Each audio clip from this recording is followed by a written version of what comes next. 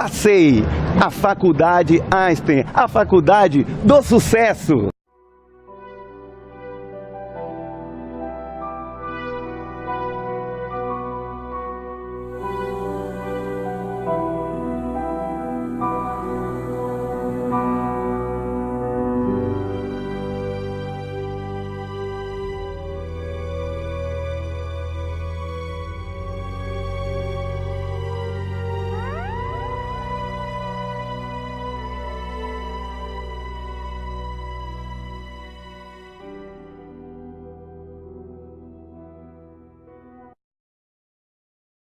A importância da leitura é algo que fez e sempre fará a humanidade. Monteiro Lobato diz que um país é feito de homem e de livros. Gutenberg desenvolveu algo que os chineses já conheciam, mas desenvolveu a impressora. Isso possibilitou algo maravilhoso para o mundo. Abriu-se uma porta no conhecimento, nas informações e posteriormente na sabedoria. E nós sabemos que o livro, ele é algo espetacular. Hoje ainda temos o adentramento dos e-books, mas o impresso, ele, mesmo que venha a desaparecer, ele representou todo o contexto histórico e social da humanidade. Victor Hugo mostrou-nos, através do Corcunda de Notre Dame, algo fático, algo épico. Quando adentra com o livro uma pessoa e mostra ao pároco a Bíblia impressa. Ele disse: a partir de agora, a Igreja Católica não será mais a mesma. Pois a partir do momento que os fiéis passarem a ter a Bíblia e lê-la, por sua vez, terá-se-á uma revolução. Uma revolução no pensar, uma revolução no agir, uma revolução no transformar. Ramiro Oliveira, contador, doutorando pela Universidade Erich Fromm, é pós-graduado na área de contabilidade, também é escritor, autor de diversas obras, e ele preside a Academia Itapetinguense de Letras. Tive a oportunidade de conhecê-lo faz pouco tempo, em 1978, quando lá residia, lá nessa cidade maravilhosa. A cidade que tem os três poderes na praça, os três bois, né, que a representam, em frente ao Hotel Gotecais. A cidade em que eu tive a oportunidade de estudar, a cidade onde eu passei boa parte da minha adolescência, onde fiz o meu segundo grau, curso técnico em agropecuária. Essa figura ímpar, que também é faixa preta em karatê, é acupunturista pós-graduado nessa área. Ele está aqui para nos falar sobre a Academia Itapetinguense de Letras e também de outras coisas, e principalmente a sua participação política nessa cidade. Haja vista que ele tem um jornal, é comentarista de rádio. Ramiro Oliveira, é um prazer tê-lo aqui conosco, ao vivo e em cores, apesar de ser gravado. Nos fale como é que surgiu essa ideia maravilhosa da Academia Itapetinguense de Letras. A ideia surgiu de você. Você que me deu a ideia de fazer academia, não partiu de mim, partiu de você. Creio que você lembra, você disse, vá para o interior, como lá não tem nada para fazer, cria uma academia que dá resultado. Aí... Já tinha até me esquecido disso. Segui o seu conselho, criei a academia. Hoje a academia tem uma sede própria, temos auditório para 150 pessoas e temos 16 membros efetivos, faltando ainda ocuparem 4 cadeiras, porque ainda não achamos as pessoas ideais para ocupar as 4 cadeiras que faltam. É interessante, gente, que vamos botar aí um parente dessa história. Quando eu falei que, por sua vez, tinha muita gente ociosa, eu me baseei no ócio criativo de Domênico. Ou seja, pessoas que tinham processo de criatividade a maior no interior, não eram preguiçosas não, porque senão, quando eu chegar lá em Itapetinga, vão me bater, certo? Eram pessoas que tinham criatividade, exatamente, tinham tempo, porque a cidade, uma megalópole, uma metrópole, ela nos tira não é? O tempo. E lá, a cidade de Tapetinga, como eu conheço, a região de Tapetinga, Conquistas, També, são pessoas que onde tem muitos literatos, muitos poetas, muitas pessoas que pensam e pessoas que podem produzir determinadas concepções de evolução intelectual. Você escreveu quais livros? E nos fala de cada um deles. O primeiro foi um romance, Nasci para Amar, baseado em uma pessoa de Itapetinga que pediu para não publicar o livro lá enquanto ela fosse viva. Após a morte dela, eu lancei o livro em Itapetinga, a terceira edição do livro Nasci para Amar. Depois publiquei um livro de contabilidade, o ABC do Pequeno e Microempresário. Esse, inclusive, você foi professor lá da faculdade, trabalhou comigo, era diretor. Esse livro foi até usado no Conselho de Contabilidade, em algumas faculdades, né? Foi outro livro. Ah, foi outro? Foi outro. O primeiro foi o ABC do Pequeno Empresário. Depois, graças à ideia sua, de novo, você disse, faça um livro sobre a história do karatê na Bahia. Eu pesquisei durante 3 anos, você me ajudou nas pesquisas, fizemos o livro. Eu editei esse livro, na Bahia. Depois eu fiz o livro Contabilidade Ideal para Micros e Pequenos Empresários. Este livro que é usado por algumas universidades. Qual o objetivo desse livro? É mostrar, o objetivo principal era mostrar à sociedade que o governo cobra imposto em cascata e que na época a contabilidade brasileira estava defasada em relação no tempo. Tanto que depois que publiquei o livro, tive algumas censuras por parte de algumas entidades e o livro eu publiquei em 2005. Quando foi em 2008, foi publicado a Lei 11.638, do qual 4 coisas, não digo que foi baseada no meu livro, mas que a lei, existe 4 coisas que foi igualzinho que eu escrevi no meu livro. Não sei se foi copiado ou plágio, mas está lá. Quem pegar meu livro e ler o livro, vê que as coisas estão lá mudadas. Depois, em 2010, veio a Lei 11.141, que essa é taxativa de igual ao meu livro, que eu escrevi em 2005. Os bens devem ser avaliados pelo preço de mercado. E a Lei 11.141 diz, os bens imóveis de empresas, companhia aberta, devem ser avaliados pelo preço de mercado. Quer dizer, está igualzinho o meu texto. Agora digo, Ramiro, você escreveu entre esses todos, esse livro, eu dei destaque a exatamente o Contabilidade Ideal, né? Porque criou na época uma celeuma muito grande no meio de contabilidade, mas outro livro seu, que foi bastante, digamos assim, censurado e questionado, foi História do Karatê da Bahia. Porque no momento que você escreveu, há 15 anos atrás, o Karatê passava por um momento, né, fervoroso. E algumas pessoas hoje já falecidas, já ido a óbito, né, estavam em pleno poder. E tinha-se assim uma visão de que o karatê na Bahia tinha surgido do nada. Né, e que tinha sido exatamente como o Léo Rubem me conta no seu livro. Ele diz que às vezes nós assistimos cinema, vemos os reis e as rainhas lá e não sabemos de onde veio o capital. E realmente quem o sustenta. E aí você no livro, você deu um corte paradigmático, deu um novo modelo ao Karatê da Bahia. E ao mesmo tempo você criou assim uma celeuma. Como foi isso?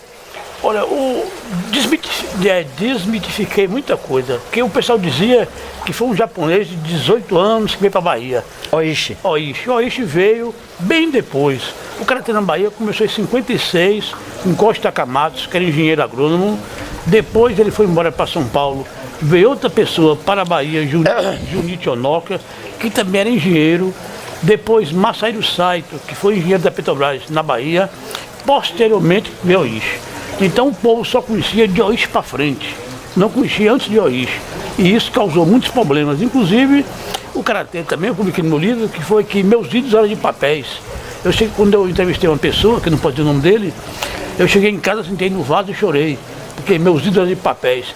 Porque o Karatê foi usado muito na ditadura militar para saber se os golpes eram verdadeiros ou falsos. Então, algumas pessoas tiveram traumatismos fortes, alguns chegaram a morrer devido ao Karatê. E isso, a história do Karatê não é contada, e não pode contar porque é perigoso contar essas coisas. Inclusive, você sabe da história do livro de Emiliano José, lá marca o capitão da guerrilha, né? E lá é colocado fatos que poucas pessoas sabem em relação ao karatê baiano. Exatamente. E existiu uma enormidade de pessoas que hoje estão aí dentro do contexto e que no passado foram membros de diversas celeumas sociais. Agora, o que levou a ser o escritor?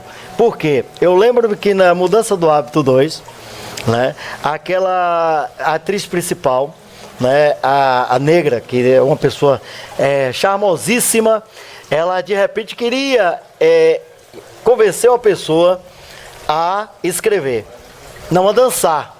E aí ela virou e disse: olha, eu vou lhe dizer uma coisa. Um grande escritor uma vez recebeu um livro e após lê-lo, olhou o bilhete que vinha anexado ao livro. O senhor acha que ao escrever esse livro eu sou um escritor? Aí ele respondeu, disse: você, a partir do momento em que você pensa e escreve, você já é o escritor. Ser conhecido é diferente, porque o ato de escrever, ele sai de dentro para fora, ele é parido, ele é maiêutico, como dizia Sócrates, homenageando sua mãe, que era uma maiêuta, uma parteira.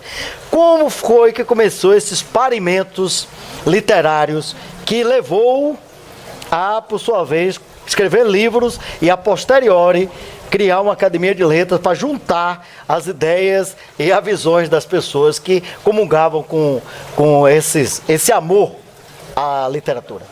Desde criança eu fazia revistinha em quadrinho. Eu gostava muito de Patinhas e fazia plágio, desenhava os quadrinhos, fazia as revistinhas no caderno.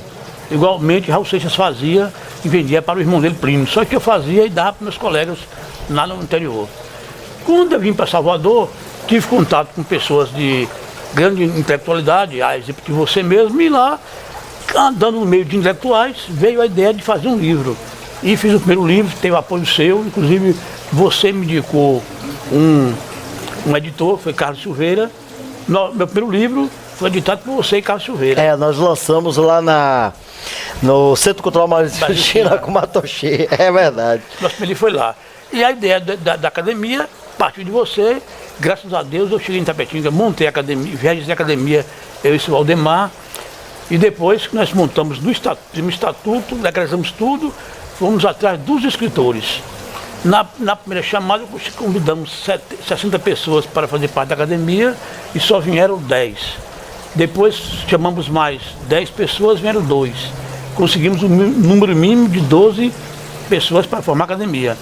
Formamos a academia, depois morreram 5 acadêmicos, substituímos os 5 e hoje a academia em Itapetinga, no interior da Bahia, é uma das poucas que tem sede própria, com auditório próprio e muitos livros publicados dos autores. Eu lembro que você fez uma inauguração lá, uma reinauguração, não me lembro, que eu não pude vir, eu estava viajando, estava no exterior, que até o Agnello, que foi ministro do esporte e governador do Distrito Federal, que é da cidade de Itapetinga, foi nosso contemporâneo, né? Foi. Era nosso colega lá na escola, ele foi.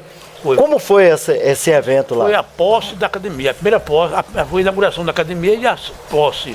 Não tínhamos sede. O juiz da cidade me deu a posse, Agnelinho foi para Itapetinga como padrinho de um acadêmico. Nessa época ele era ministro, né? Na época ele era ministro, não, ele era deputado. Antônio Carlos Magalhães, na época, foi convidado, mandou um representante para Itapetinga para representá-lo e tivemos uma festa de gala na Itapetinga. Quantas pessoas? Houve na região. Nós fizemos uma festa para mais de 1.000 pessoas. Foi no Clube Social da cidade, onde em 2001... Foi a CIF? Não, na Clube Coroas. Coroas contra o clube. Em 2001, nós conseguimos de doação para a festa R$12.000 em dinheiro vivo, fora o coquetel para 1.000 pessoas. Quem deu foi a família do patrono da academia, Espinheira, que por sinal agora, neste ano, está fazendo 100 anos de nascimento e a academia vai fazer uma audiência pública em homenagem a Espinheira, ao centenário de Espinheira. Espinheira foi realmente um grande prefeito. Na época que eu morei lá, ele era Juvino, né? Primeiro e Espinheira. E Espinheira foi um prefeito que tem uma visão muito ampla, ele era engenheiro civil, inclusive foi convidado para ser governador da Bahia. Na época ele declinou, não quis, e ele tinha uma visão muito ampla da cultura. Então, tanto que na época que ele era prefeito, ele deu um espaço para ser a Casa da Música Esse espaço passou 28 anos abandonado. A academia fez um comodato com a Casa da Música e reformou a casa para ser É, de lá saiu Mão Branca, né? De lá saiu Mão Branca, saiu Rafael Faria Lima, aquele... Xangai teve muitas apresentações lá e trabalha também, lá. aquele Ronei George, pintor internacional em Itapetinga. Quer dizer, Itapetinga é um celeiro cultural. Aquele Toninho da Bandas de Cena é de Itapetinga. Exato, é Teocena, né? É Teocena. Toninho, não, Teocena não. Teocena Senna. é foi até meu aluno do curso de radialismo. Foi vereador várias vezes. Teocena, certo? Muito meu amigo, é da cidade. O Beto Sodré também é de lá. Exato, Na verdade, o Beto Sodré é de Piritiba, mas foi criado lá. E agora me diga-me uma coisa, Ramiro. Você adentrou no meio político. Saiu então, inclusive, candidato a prefeito de Itapetinga, certo? Quais são as suas pretensões futuras literárias e políticas? Porque você é muito conceituado lá na região por alguns motivos. Primeiro, você é um homem muito eclético, certo? Acupunturista com clínica e massoterapeuta. Professor de karatê, contador, tem jornal, é comentarista de rádio e ainda é professor universitário e professor de matemática de segundo grau, né? Primeiro e segundo graus. E aí você entrou na política, né? E fez um trabalho, mas não acabou sendo impugnado sua candidatura por causa de alguns problemas. Eu gostaria que você me falasse disso e gostaria que falasse sobre as suas pretensões políticas, literárias e seus projetos culturais, que você tem muita coisa a nos passar. Politicamente eu já desisti, porque não dá para mim. Porque... Lembra, você é especializado em contabilidade municipal, né? Exatamente, não dá para mim porque lá o pessoal me chama de Ramiro Hussein. Diz que eu sou muito ditador, que eu gosto das coisas corretas. Então quem gosta das coisas corretas não dá para política. Aí eu desisti. Mas já fale dos seus projetos editoriais.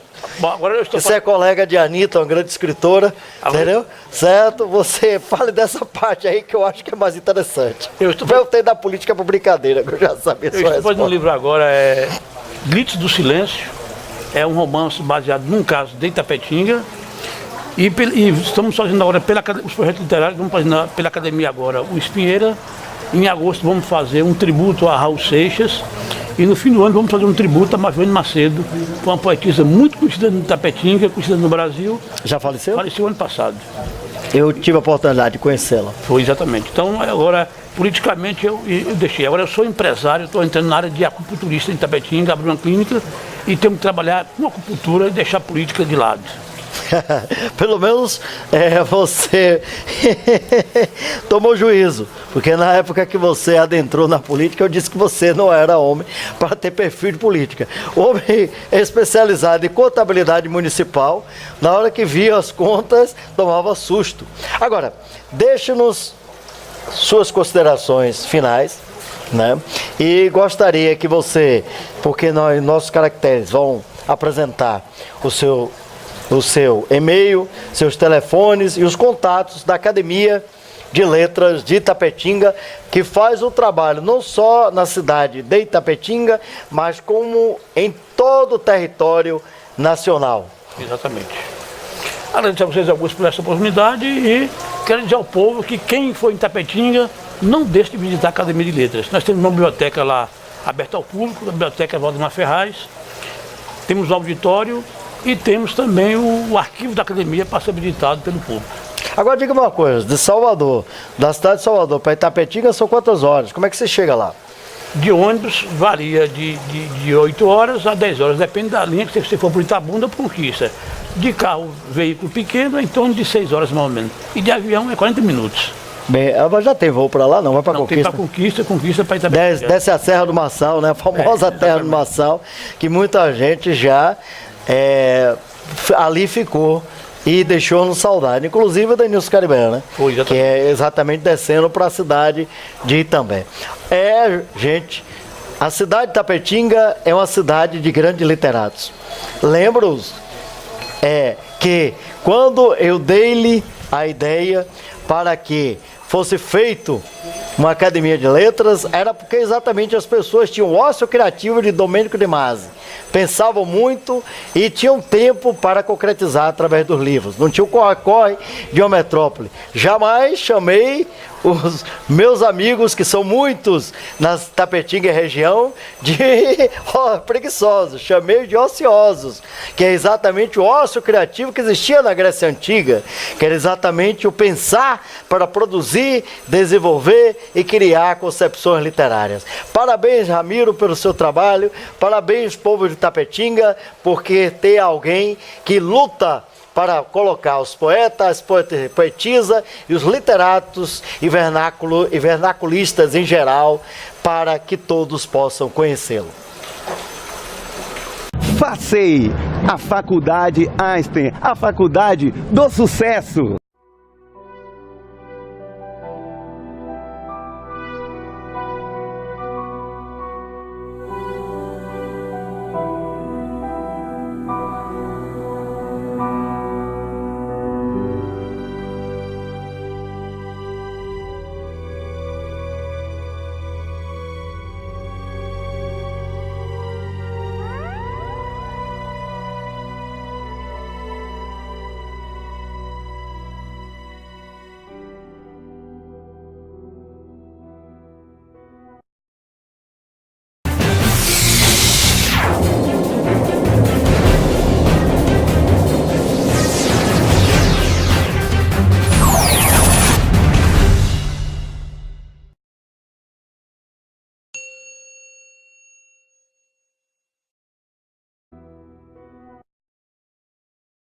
A importância da leitura é algo que fez e sempre fará a humanidade.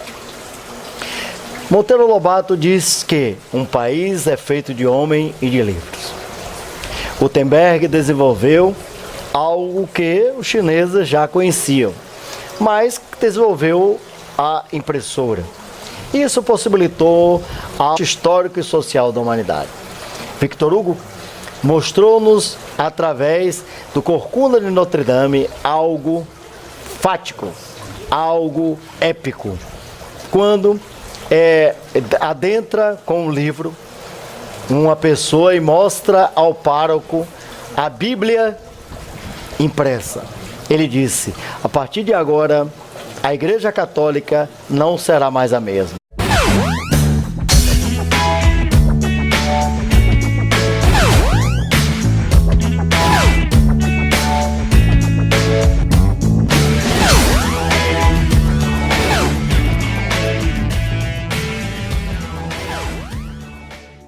FACEI, a Faculdade Einstein, a Faculdade do Sucesso.